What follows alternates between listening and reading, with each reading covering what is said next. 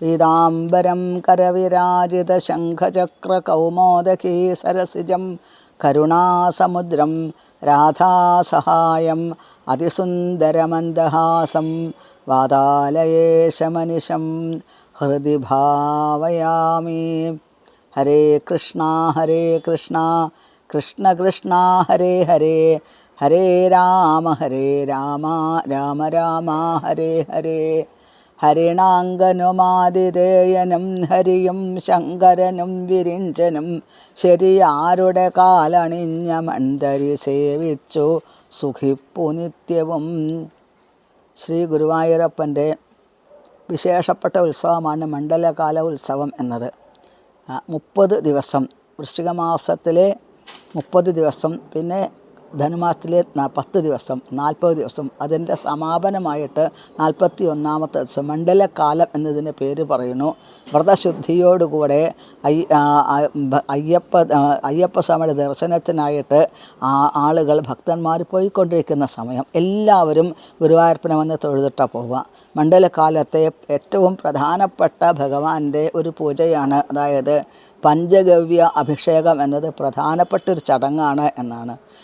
പഞ്ചഗവ്യ അഭിഷേകം ചെയ്ത് വളരെയധികം ഭഗവാന്റെ ആ ശക്തി, ദിവ്യമായ ചൈതന്യം വർദ്ധിപ്പിച്ച് കൊണ്ടുവരുന്നു. അതിൻ്റെ സമാപനമായിട്ടാണ് ഭഗവാന് കളഭാഭിഷേകം, കളഭാട്ടെന്ന് പറയും, കളഭാഭിഷേകം ചെയ്യുക പതിവ്.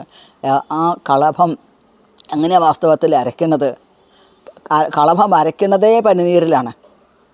എന്നിട്ട് അതിൽ കുങ്കുമപ്പൂവ്, അതിൻ്റേതായിട്ടുള്ള പ്രത്യേക അനുവാദത്തിൽ കുങ്കുമപ്പൂവ് ചേർത്ത്, അഥവാ കാശ്മീർ, വളരെ ശുദ്ധമായിട്ടുള്ള കാശ്മീർ കുങ്കുമപ്പൂവ് ചേർക്കുന്നു. പിന്നെ പച്ചക്കർപ്പൂരം, ഗോരോചനം കൂടി ചേർക്കും കളഭാട്ടത്തിന് എന്നാണ്. എന്നിട്ട് അത് ഒന്നിച്ച് ചേർത്ത് ഒരു വെള്ളിക്കുടത്തിൽ നിറച്ച് ആണ് ഈ കളഭം ഉണ്ടാവുക. അത് പന്തീരടി പൂജയ്ക്ക് ശേഷം, നവക അഭിഷേകത്തിന് ശേഷം, എല്ലാ അഭിഷേകം കഴിഞ്ഞതിന് ശേഷം ഭഗവാന് 26-ാം തീയതി വിശേഷപ്പെട്ട കളഭാഭിഷേകം ഭഗവാന് നടക്കുന്നു. ആ കളഭത്തിൻ്റെ സുഗന്ധം ക്ഷേത്രത്തിൻ്റെ ഉള്ളിൽ നിന്നും, അത് അരയ്ക്കുന്ന സ്ഥലത്ത്, അതേപോലെ പരിസരത്ത് എവിടെയെങ്കിലും നിന്ന് കഴിഞ്ഞാൽ അതിൻ്റെ സുഗന്ധം നമ്മളുടെ നാസികാദ്വാരങ്ങളിൽ വന്നടിക്കും. അത്രയും സുഗന്ധമാണ് ആ കളഭത്തിന് എന്നാണ്. ഒരു 11 മണിക്ക് ശേഷം വിശേഷപ്പെട്ട വാദ്യഘോഷങ്ങളോടുകൂടെ ആ വാദ്യഘോഷം മുഖരിതമായിട്ടുള്ള അന്തരീക്ഷത്തിൽ ശ്രീ ഗുരുവായൂരപ്പന് കളഭാഭിഷേകം നടത്തുന്നു. സാധാരണ കളഭം എടുത്ത് അണിഞ്ഞു കഴിഞ്ഞാൽ പിന്നെ അത് മുഖത്ത് മാത്രമേ കളഭം അണിയാറുള്ളൂ എന്നാണ്. ഇത് കളഭം അഭിഷേകം ചെയ്ത് അതേപോലെ തന്നെ ആ ദിവസം മുഴുവൻ കാണാൻ സാധിക്കും. ഉച്ചപൂജയുടെ സമയത്ത് മനോഹരമായ രൂപത്തിലുള്ള കളഭത്തിൽ കുളിച്ചു നിൽക്കുന്ന ഭഗവാന് വിശേഷപ്പെട്ട ആ തിലകങ്ങൾ അണിയിക്കുന്നു.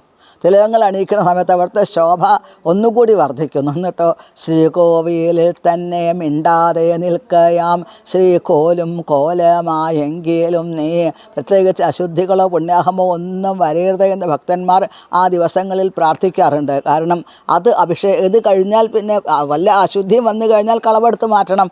അപ്പോൾ ആ കളഭത്തിൻ്റെ കുളിച്ച് നിൽക്കുന്ന ഭഗവാനെ കാണാൻ അതിഭയങ്കരമായിട്ടുള്ള തിരക്കാണ് ഭഗവാനെ കാണാനായിട്ട്. അന്നത്തെ ദിവസം മുഴുവൻ ഭഗവാൻ അതേപോലെ തന്നെ അണിഞ്ഞൊരുങ്ങി നിൽക്കും. വേറെ ഒന്നും അവിടെ അലങ്കാരങ്ങൾ ചെയ്യാറില്ല.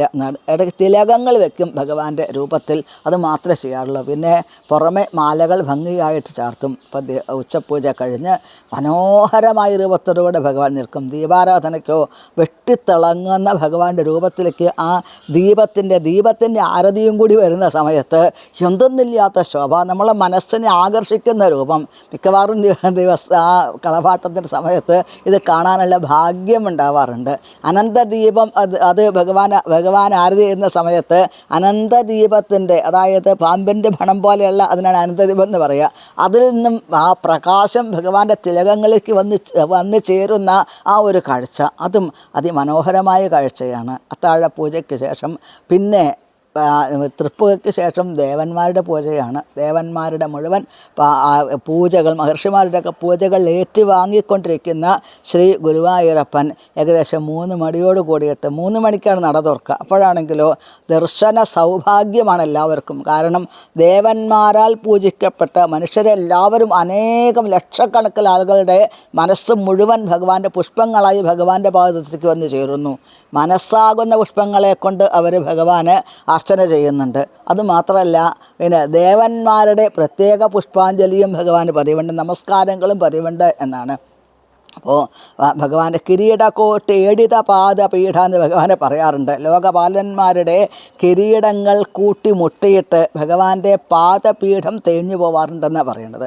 അത്രയും വിശേഷപ്പെട്ട സന്ദർഭമാണ് നമ്മൾക്ക് 26-ാം തീയതി കളഭാഭിഷേകം, കളഭാട്ട ദിവസം വന്ന് ചേരാനായിട്ട് പോകുന്നത്. അപ്പോൾ മനസ്സുകൊണ്ട് എല്ലാവർക്കും ഒന്നും ഇവിടെ എത്താൻ സാധിക്കില്ല എന്ന് വരാം. എന്നാൽ ലോകത്തിൻ്റെ ഏത് മൂലയിൽ ഇരുന്ന് കഴിഞ്ഞാലും മനസ്സുകൊണ്ട് ഗുരുവായൂരപ്പൻ്റെ അടുത്ത് എത്താൻ സാധിക്കും.